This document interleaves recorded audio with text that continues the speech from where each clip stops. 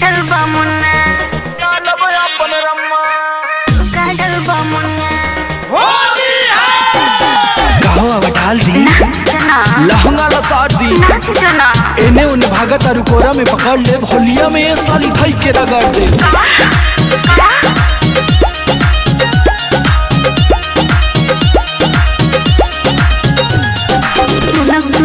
तुना तो काढल बा मुन्ना अच्छा हाँ हो सटा तब न बताई तुना तो काढल बा मुन्ना भौजी की बहन मार ले वन दिलान ना तो होली में चिल्लाइबो माया मा जब डालब अपन रम्मा छटक के भगबो लम्मा जब डालब अपन रम्मा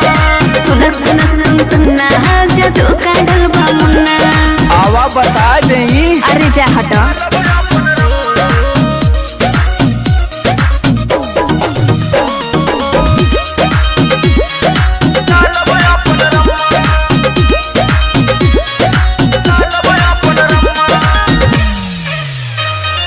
रोंगे खातिर गलिया तोहर मनवा हमर झूमे हो तोहरे जैसन डाले वाला आगे पीछे घूमे हो हाथ रगड़ा जेबू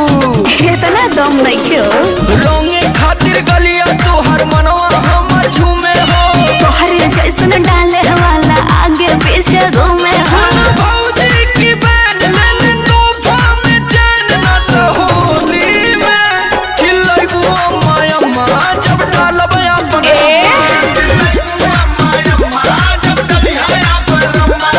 छटक के भगबू लम्मा जब डालब अपन रम्मा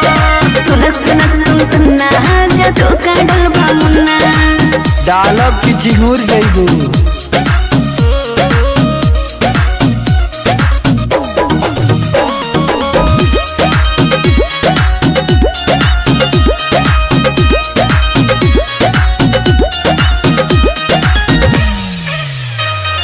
काहे इतना डरत बाड़ू रंगवा से तू होली में मन बड़ा बड़ा मन बना तू छुआई दे बचोली में अरे होली है चुई जाई त का होई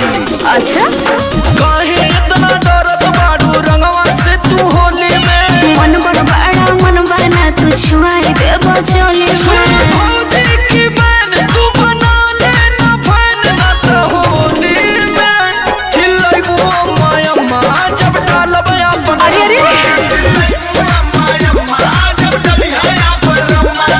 छटक के भगबू लम्मा जब डालब अपन रम्मा तुना जा तो काढल बा मुन्ना